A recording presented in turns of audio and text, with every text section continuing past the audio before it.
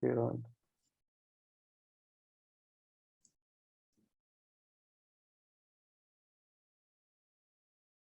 Buenas noches con todos. Somos estudiantes del Sindicato de Choferes Profesionales del Oro. La escuela se encuentra ubicada en la ciudad de Machala.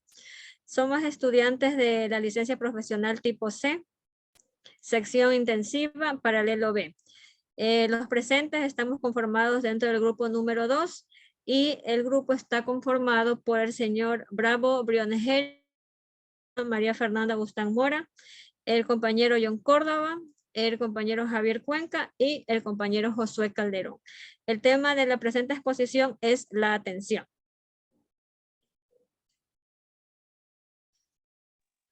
Ya, muy buenas noches. ¿Qué es la atención? La atención podría definirse como la capacidad de generar, seleccionar, dirigir y mantener un nivel de activación adecuado para procesar la información relevante. Dicho de otra forma, la atención es un proceso que tiene lugar a nivel cognitivo y que permite orientarnos hacia aquellos estímulos que son relevantes, ignorando los que no son para actuar en consecuencia. Característica de la atención. Existen unas características que se encuentran en su definición y que son importantes conocer para entender la importancia de esta función cognitiva. La atención en amplitud. Cantidad de información que podemos atender al mismo tiempo y cantidad de tareas que podemos realizar de forma simultánea.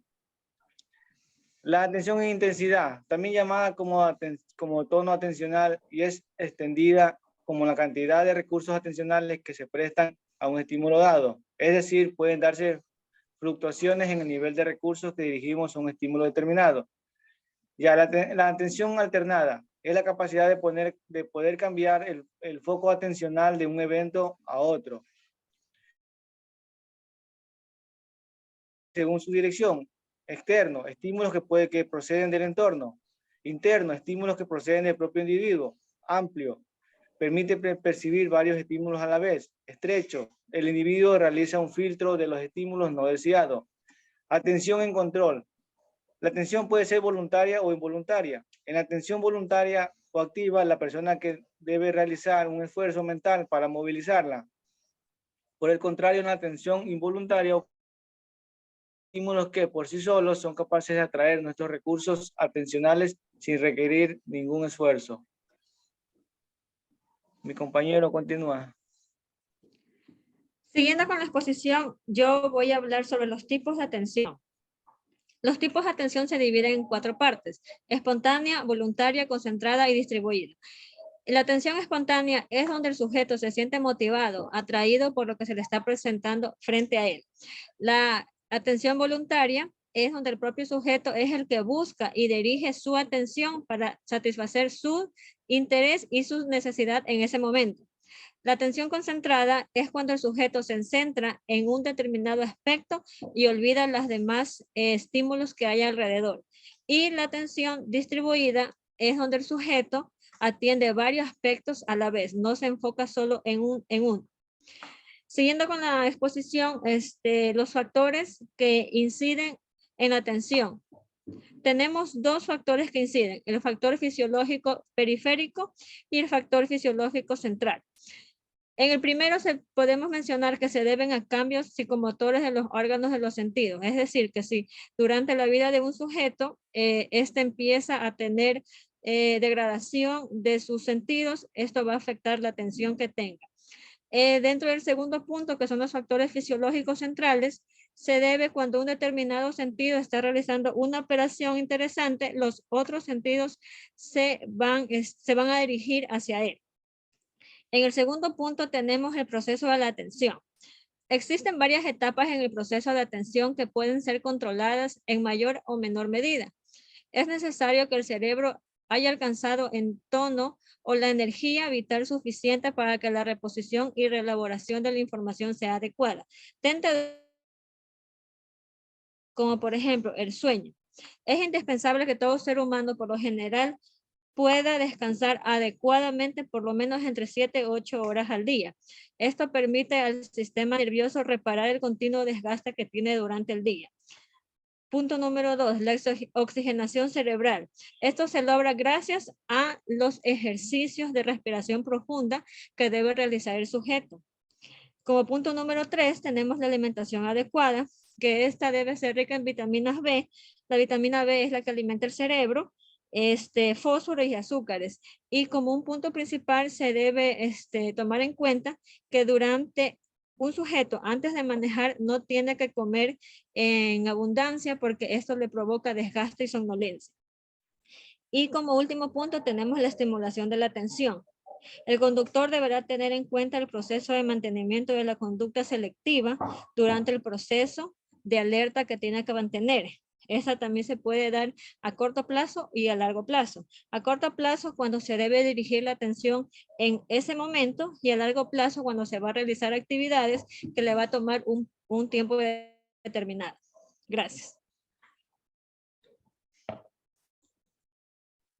Ya, el tema del que voy a hablar yo va a ser el desarrollo de la atención. La atención como tal, como concepto, la atención es un hábito adquirido que con el tiempo, gracias al desarrollo de diversas actividades que pueden ayudar a mejorar nuestra atención. Estas actividades son la creación de un ambiente ordenado. Este ambiente ordenado se podría ejemplificar como si estamos conduciendo, momento de conducir, un ambiente libre de distracciones, de sonidos externos o de cualquier cosa que nos pueda distraer. También estar en condiciones óptimas. Por estar en condiciones óptimas se entiende no estar con sueño, estar en un buen estado de salud, preferible para manejar, para evitar cualquier problema, cualquier distracción, y adoptar una posición correcta. También es necesario tener una buena posición al volante para evitar adormecimientos, incomodidad y malas posturas en general.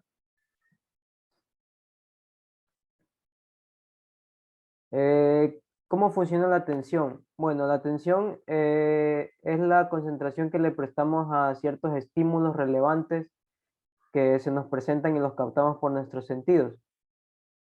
A estos estímulos se les da cierta importancia, se le da más o menos importancia dependiendo de cómo los interpretemos nosotros, que es su dificultad. Si es algo que lo consideramos más complejo, tendemos a prestarle más atención, pero si es algo que consideramos de poca complejidad, no le prestamos tanta atención e inclusive podemos llegar a realizar varias actividades de poca complejidad al mismo tiempo. Estas actividades de alta complejidad demandan nuestras capacidades de procesamiento y por lo general se pueden hacer una a la vez, como ya mencioné, y las actividades de baja complejidad podemos realizar varias al mismo tiempo, como sería un ejemplo en el caso de la conducción, se podría en una zona que sea transitada, requiere de mucha atención, estar siempre atento, alerta. Sería lo óptimo estar enfocados y concentrados en el trayecto, cómo manejamos. Pero en una zona de tráfico fluido, que no hay mucho riesgo de algún choque ni hay tráfico excesivo, algunas personas, aunque no es lo correcto y no es recomendado, podrían hacer varias actividades al mismo tiempo, como sería conducir y hablar por teléfono al mismo tiempo. Gracias. Sigue mi compañero. Bueno, ¿cómo interpretar otros resultados? El escritor Longman en uno de sus otros trabajos publicó otros temas de investigación sobre el tema de la interrelación entre lo relevante e irrelevante en la conducción. Su objetivo en esa investigación era ver cómo influenciaban las vallas públicas o vallas publicitarias situadas en las carreteras, ya que al momento de la conducción adquiría una mayor complejidad y ya que al momento de conducir, en el momento del tráfico, estas vallas publicitarias ya quedaban en algo irrelevante, sin importancia para el conductor, ya que se concentraba más en el tráfico que en las vallas. Por lo que cada conductor tiene que tener sus propias normas para poder interpretar lo importante que puede ser las vallas publicitarias en ese momento. Procesamiento controlado y procesamiento automático. Algunas operaciones mentales requieren un apreciable consumo de la capacidad de procesamiento, ya que la práctica es lo que hace que una operación controlada pase a una automática.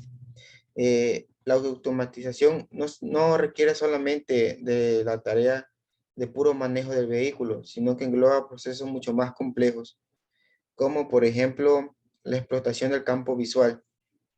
Continuando con la diapositiva, por ejemplo, tenemos en una curva con un conductor experimentado con un conductor novato. El conductor experimentado tiene ya la experiencia suficiente para tener el campo visualmente para enfrentar esa curva. Vuelta en cambio, un conductor no. Esos conductores novatos están sobrecargados y no están lo más preparados. Gracias.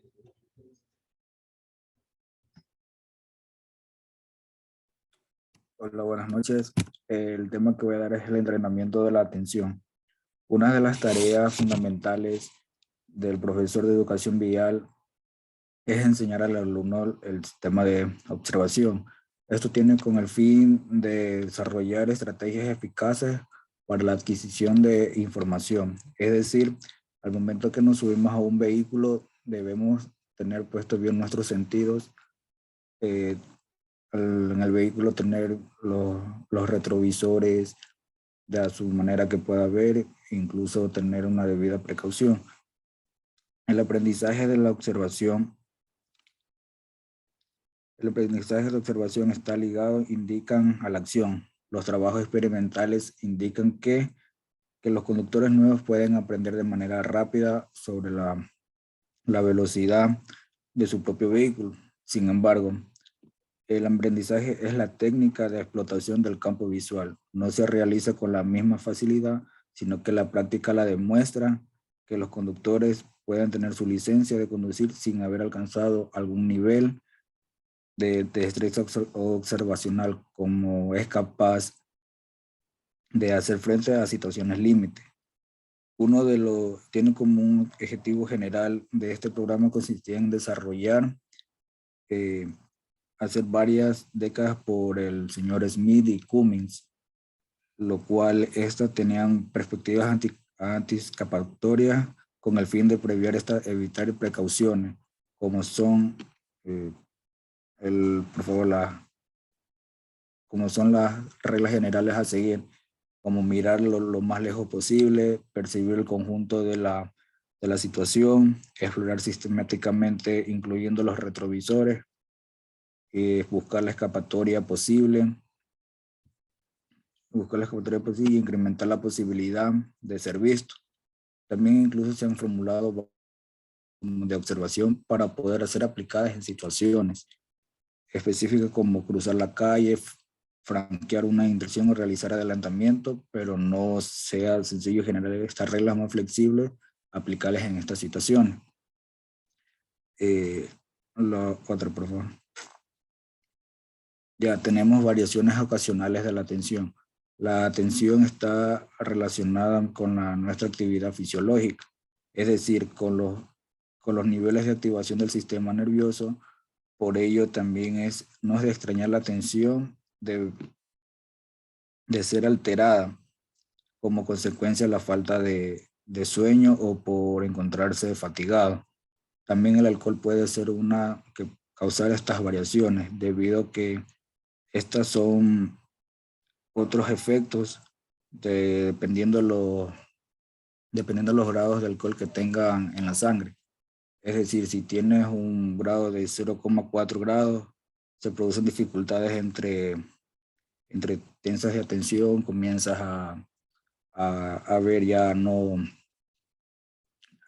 a ver ya medios borrosos por ahí y se te cierran los ojos. Si ya estás pasado del nivel que se permite, ya obviamente ya no pones atención a ninguna situación que se te presente. Definitivamente te puede causar un accidente. La otra, por favor. Ya el control de la atención, la distracción también es un factor. Es un factor provocado de accidentes en tránsito. ¿A qué se debe esto? También aparece que son estadísticas de tránsito porque en caso que estás conduciendo en una ciudad o carretera y ves que pasó algo, supongamos un policía citando a otro conductor y tú estás viendo ese pequeño lapso de tiempo. Y si vas a una velocidad y un caso que un carro esté adelante tuyo, por esa distracción te puedes causar un accidente de tránsito, tanto a ti como a la otra persona que esté cruzando.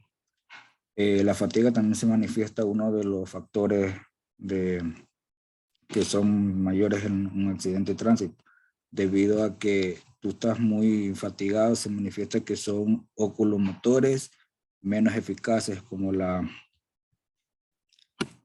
como que en vez de mirar al frente hacia la carretera, tienden a fijarse en el borde derecho de la vía, debido como si todo el esfuerzo se le hace mantenerse dentro de la calzada, ya que es un modo especial acentuado en unos momentos anteriores en quedarse dormido.